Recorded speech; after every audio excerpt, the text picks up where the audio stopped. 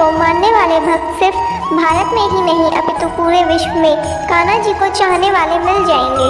मित्रों, आज हम आपको कान्हा जी को बहुत जल्द प्रसन्न करने वाला एक ऐसा श्लोक बताएंगे जिससे कान्हा जी बहुत जल्द प्रसन्न हो जाते हैं। इस मृत्यु लोक में ऐसा कोई कष्ट नहीं, ऐसा कोई दुख नहीं या ऐसी कोई समस्या नहीं जो हमारी नटखट कान्हा दूर न कर सके। बस कान्हा जी की भक्ति पूरे विश्वास और श्रद्धा के साथ की जानी चाहिए। इससे श्री कृष्ण बहुत जल्दी प्रसन्न होते हैं। मित्रों, श्री कृष्ण अपने भक्तों के कष्ट दूर करने देवलोक से मृत्युलोक दौड़े चले आते हैं। वैसे तो यह श्लोक अत्यंत फलदायी होता है, पर इसका पूरा जाप करने या सुनने से इसका प्रभाव 1000 गुना बढ़ जाता है। जी हाँ, यह श्लोक हमारी सोच से अधिक फलदायी है। श्री कृष्ण का यह श्लोक जो भी भक्त सच्चे मन से पढ़ता है या अपने मोबाइल पर चलाकर 108 बार सुन लेता है, अपने भक्त की सभी समस्याएं हर लेते हैं श्री कृष्ण और अपने भक्तों के जीवन में खुशियाँ ही खुशियाँ भर देते हैं। तो मित्रों, आइए जानते हैं श्री कृष्ण के उस प्रभावशाली श्लोक के बारे में। लेकिन उससे पहले अगर आप भी श्री कृष्ण की कृपा पाना चाहते हैं तो इस वीडियो को दिल से एक लाइक अवश्य करें और ऐसी ही वीडियो देखने के लिए हमारे चैनल को सब्सक्राइब कर बेल आइकन दबा दें, जिससे हमारी वीडियो के नोटिफिकेशन आप तक पहुंच जाएं। तो मित्रों, आइए चलते हैं अपनी वीडियो की तरफ। अच्युतम केशवम राम नारायणम कृष्ण दामोदरम वासुदेवम हरिम श्रीधरम माधवम गोपिका वल्लभम जानकी नायकम रामचंद्रम भजे। अच्युतम केशवम राम नारायणम कृष्ण दामोदरम वासुदेवम हरिम श्रीधरम माधवम गोपिका वल्लभम जानकी नायकम रामचंद्रम भजे। अच्युतम केशवम राम नारायणम कृष्ण दामोदरम वासुदेवम हरिम श्रीधरम माधवम गोपिका वल्लभम जानकी नायकम रामचंद्रम भजे। अच्युतम केशवम राम नारायणम कृष्ण दामोदरम वासुदेवम हरिम श्रीधरम माधवम गोपिका वल्लभम जानकी नायकम रामचंद्रम भजे। अच्युतम केशवम राम नारायणम कृष्ण दामोदरम वासुदेवम हरिम श्रीधरम माधवम गोपिका वल्लभम जानकी नायकम रामचंद्रम भजे। अच्युतम केशवम राम नारायणम कृष्ण दामोदरम वासुदेवम हरिम श्रीधरम माधवम गोपिका वल्लभम जानकी नायकम रामचंद्रम भजे। अच्युतम केशवम राम नारायणम कृष्ण दामोदरम वासुदेवम हरिम श्रीधरम माधवम गोपिका वल्लभम जानकी नायकम रामचंद्रम भजे। अच्युतम केशवम राम नारायणम कृष्ण दामोदरम वासुदेवम हरिम श्रीधरम माधवम गोपिका वल्लभम जानकी नायकम रामचंद्रम भजे। अच्युतम केशवम राम नारायणम कृष्ण दामोदरम वासुदेवम हरिम श्रीधरम माधवम गोपिका वल्लभम जानकी नायकम रामचंद्रम भजे। अच्युतम केशवम राम नारायणम कृष्ण दामोदरम वासुदेवम हरिम श्रीधरम माधवम गोपिका वल्लभम जानकी नायकम रामचंद्रम भजे। अच्युतम केशवम राम नारायणम कृष्ण दामोदरम वासुदेवम हरिम श्रीधरम माधवम गोपिका वल्लभम जानकी नायकम रामचंद्रम भजे। अच्युतम केशवम राम नारायणम कृष्ण दामोदरम वासुदेवम हरिम श्रीधरम माधवम गोपिका वल्लभम जानकी नायकम रामचंद्रम भजे। अच्युतम केशवम राम नारायणम कृष्णदामोदरं वासुदेवं हरिं श्रीधरं माधवं गोपिकावल्लभं जानकीनायकं रामचन्द्रं भजे। अच्युतं केशवं रामनारायणं कृष्णदामोदरं वासुदेवं हरिं श्रीधरं माधवं गोपिकावल्लभं जानकीनायकं रामचन्द्रं भजे। अच्युतं केशवं रामनारायणं कृष्णदामोदरं वासुदेवं हरिं श्रीधरं माधवं गोपिकावल्लभं जानकीनायकं रामचन्द्रं भजे। अच्युतं केशवं रामनारायणं कृष्णदामोदरं वासुदेवं हरिं श्रीधरं माधवं गोपिकावल्लभं जानकीनायकं रामचन्द्रं भजे। अच्युतं केशवं रामनारायणं कृष्णदामोदरं वासुदेवं हरिं श्रीधरं माधवं गोपिकावल्लभं जानकीनायकं रामचन्द्रं भजे। अच्युतं केशवं रामनारायणं कृष्णदामोदरं वासुदेवं हरिं श्रीधरं माधवं गोपिकावल्लभं जानकीनायकं रामचन्द्रं भजे। अच्युतं केशवं रामनारायणं कृष्णदामोदरं वासुदेवं हरिं श्रीधरं माधवं गोपिकावल्लभं जानकीनायकं रामचन्द्रं भजे। अच्युतं केशवं रामनारायणं कृष्णदामोदरं वासुदेवं हरिं श्रीधरं माधवं गोपिकावल्लभं जानकीनायकं रामचन्द्रं भजे। अच्युतं केशवं रामनारायणं कृष्णदामोदरं वासुदेवं हरिं श्रीधरं माधवं गोपिकावल्लभं जानकीनायकं रामचन्द्रं भजे। अच्युतं केशवं रामनारायणं कृष्णदामोदरं वासुदेवं हरिं श्रीधरं माधवं गोपिकावल्लभं जानकीनायकं रामचन्द्रं भजे। अच्युतं केशवं रामनारायणं कृष्णदामोदरं वासुदेवं हरिं श्रीधरं माधवं गोपिकावल्लभं जानकीनायकं रामचन्द्रं भजे। अच्युतं केशवं रामनारायणं कृष्णदामोदरं वासुदेवं हरिं श्रीधरं माधवं गोपिकावल्लभं जानकीनायकं रामचन्द्रं भजे। अच्युतं केशवं रामनारायणं कृष्णदामोदरं वासुदेवं हरिं श्रीधरं माधवं गोपिकावल्लभं जानकीनायकं रामचन्द्रं भजे। अच्युतं केशवं रामनारायणं कृष्णदामोदरं वासुदेवं हरिं श्रीधरं माधवं गोपिकावल्लभं जानकीनायकं रामचन्द्रं भजे। अच्युतं केशवं रामनारायणं कृष्णदामोदरं वासुदेवं हरिं श्रीधरं माधवं गोपिकावल्लभं जानकीनायकं रामचन्द्रं भजे।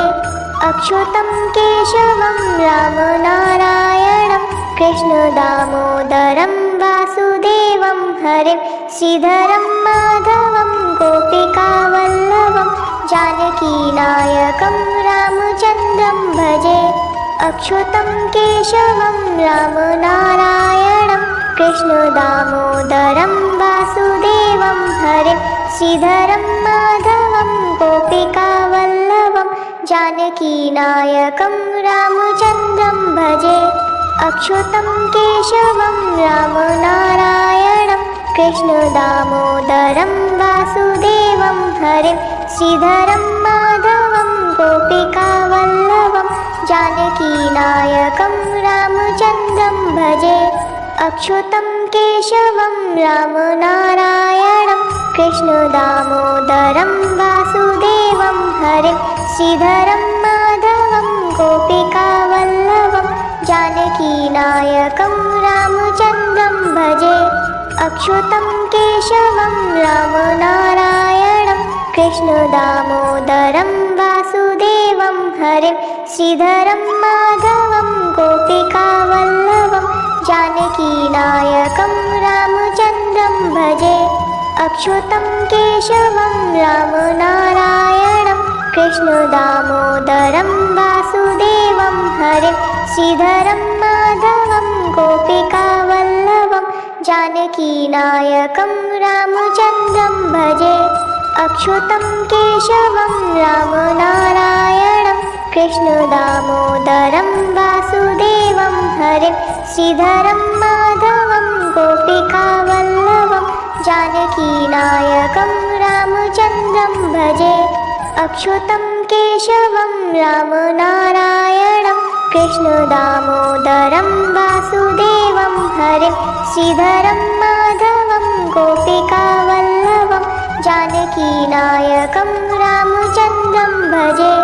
अच्युतं केशवं रामनारायणं कृष्णदामोदरं वासुदेवं हरिं श्रीधरं माधवं गोपिकावल्लभं जानकीनायकं रामचन्द्रं भजे।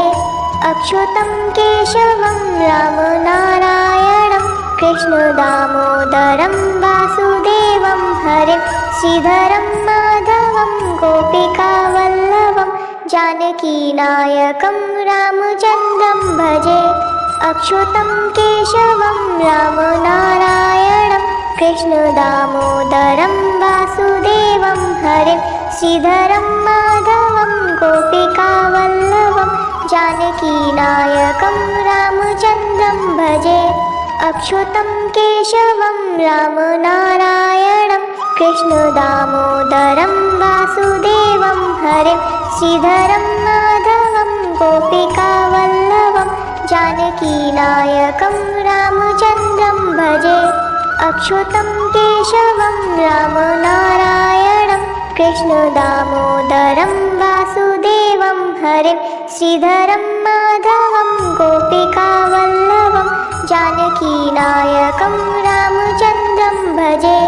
अच्युतं केशवं रामनारायणं कृष्णदामोदरं वासुदेवं हरिं श्रीधरं माधवं गोपिकावल्लभं जानकीनायकं रामचन्द्रं भजे। अच्युतं केशवं रामनारायणं कृष्णदामोदरं वासुदेवं हरिं श्रीधरं माधवं गोपिकावल्लभं जानकीनायकं रामचन्द्रं भजे। अच्युतं केशवं रामनारायणं कृष्णदामोदरं वासुदेवं हरिं श्रीधरं माधवं गोपिकावल्लभं जानकीनायकं रामचन्द्रं भजे। अच्युतं केशवं रामनारायणं कृष्णदामोदरं वासुदेवं हरिं श्रीधरं माधवं गोपिकावल्लभं जानकीनायकं रामचन्द्रं भजे।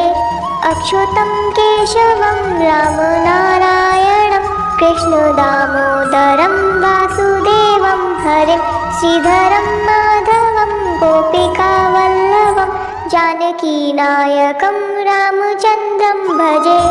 अच्युतं केशवं रामनारायणं कृष्णदामोदरं वासुदेवं हरिं श्रीधरं माधवं गोपिकावल्लभं जानकीनायकं रामचन्द्रं भजे।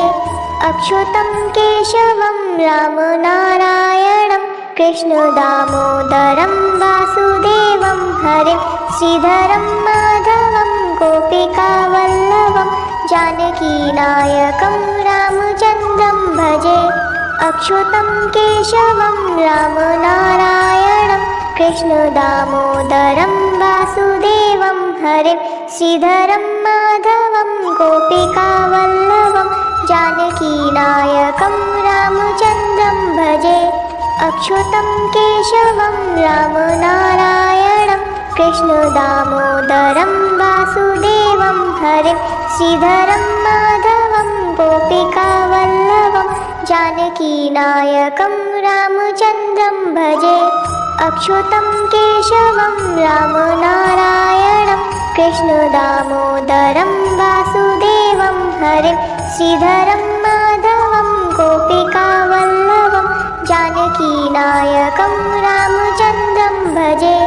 अच्युतं केशवं रामनारायणं कृष्णदामोदरं वासुदेवं हरिं श्रीधरं माधवं गोपिकावल्लभं जानकीनायकं रामचन्द्रं भजे।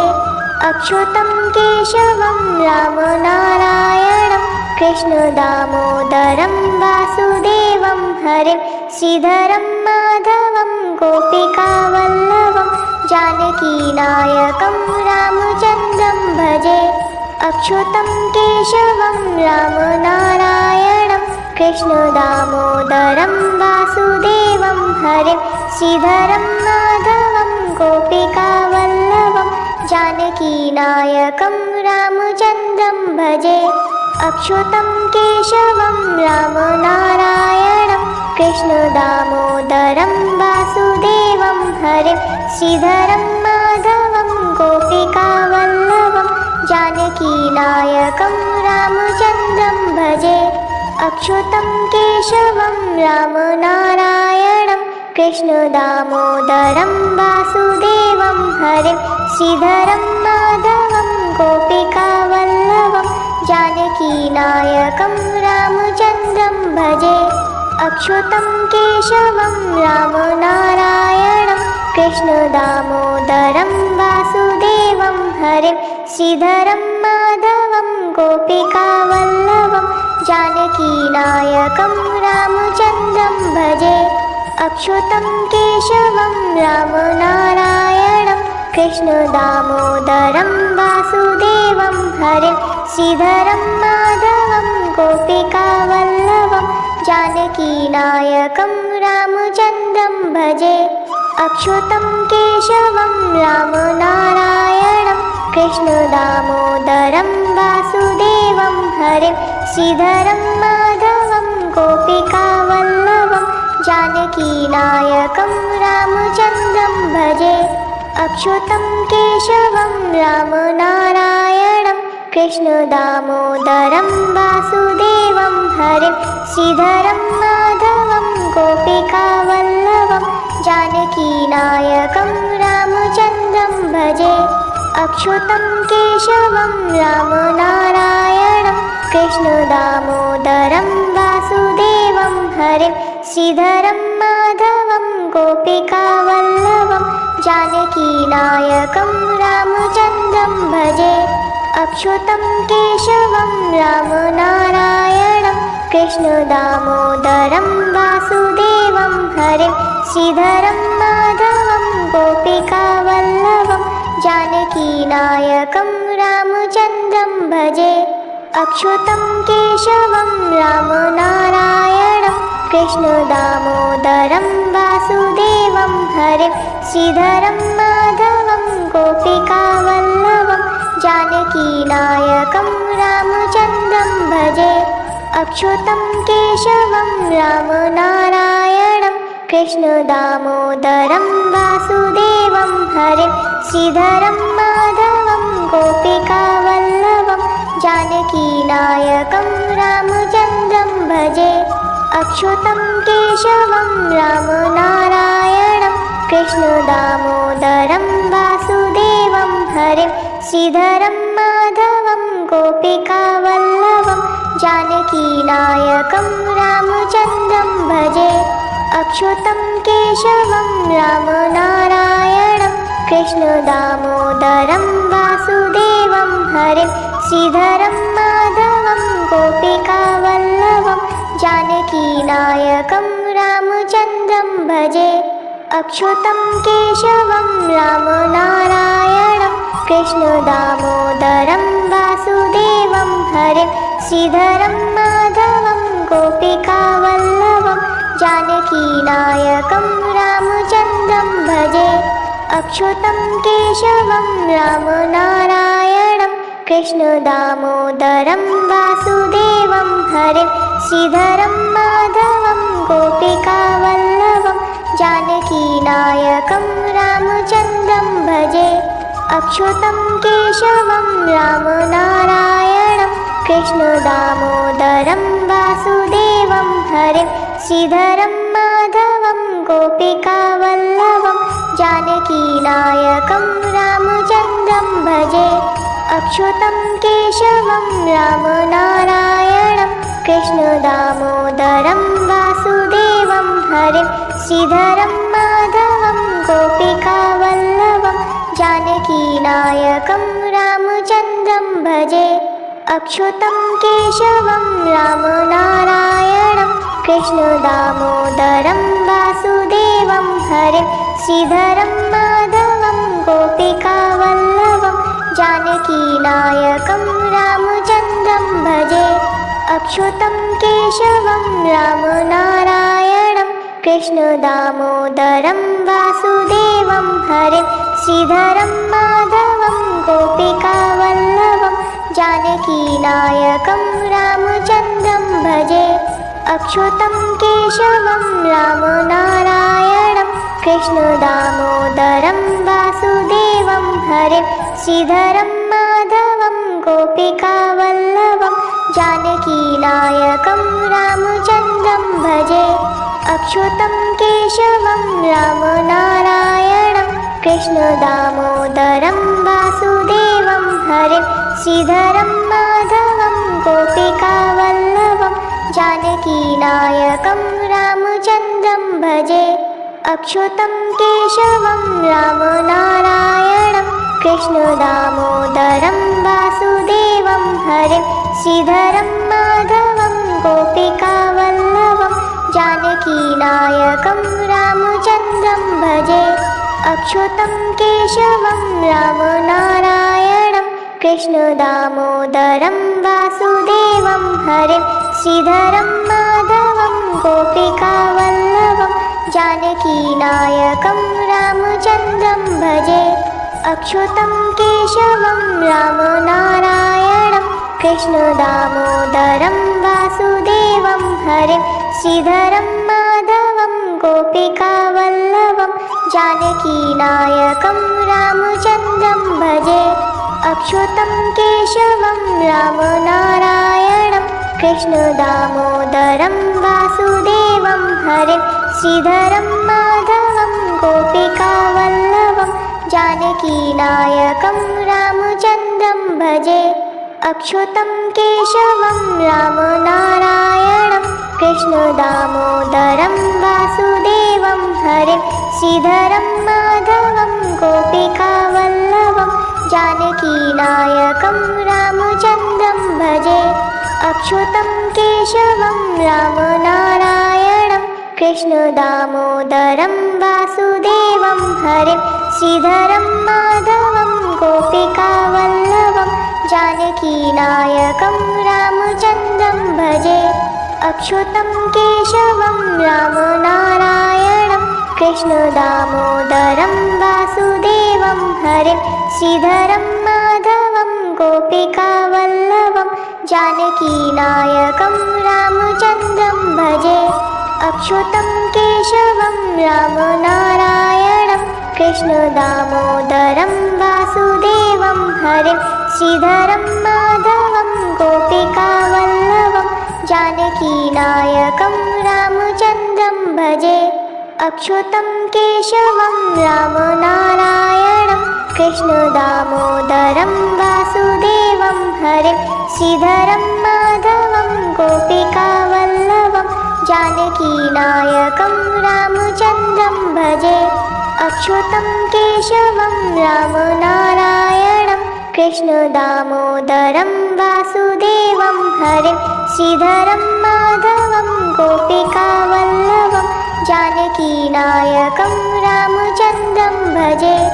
अच्युतं केशवं रामनारायणं कृष्णदामोदरं वासुदेवं हरिं श्रीधरं माधवं गोपिकावल्लभं जानकीनायकं जानकीनायकं रामचन्द्रं भजे। अच्युतं केशवं रामनारायणं कृष्णदामोदरं वासुदेवं हरिं श्रीधरं माधवं गोपिकावल्लभं जानकीनायकं रामचन्द्रं भजे। अच्युतं केशवं रामनारायणं कृष्णदामोदरं वासुदेवं हरिं श्रीधरं माधवं गोपिकावल्लभं जानकीनायकं रामचन्द्रं भजे। अच्युतं केशवं रामनारायणं कृष्णदामोदरं वासुदेवं हरिं श्रीधरं माधवं गोपिकावल्लभं जानकीनायकं रामचन्द्रं भजे। अच्युतं केशवं रामनारायणं कृष्णदामोदरं वासुदेवं हरिं श्रीधरं माधवं गोपिकावल्लभं जानकीनायकं रामचन्द्रं भजे। अच्युतं केशवं रामनारायणं कृष्णदामोदरं वासुदेवं हरिं श्रीधरं माधवं गोपिकावल्लभं जानकीनायकं रामचन्द्रं भजे। अच्युतं केशवं रामनारायणं कृष्णदामोदरं वासुदेवं हरिं श्रीधरं माधवं गोपिकावल्लभं जानकीनायकं रामचन्द्रं भजे। अच्युतं केशवं रामनारायणं कृष्णदामोदरं वासुदेवं हरिं श्रीधरं माधवं गोपिकावल्लभं जानकीनायकं रामचन्द्रं भजे। अच्युतं केशवं रामनारायणं कृष्णदामोदरं वासुदेवं हरिं श्रीधरं माधवं गोपिकावल्लभं जानकीनायकं रामचन्द्रं भजे।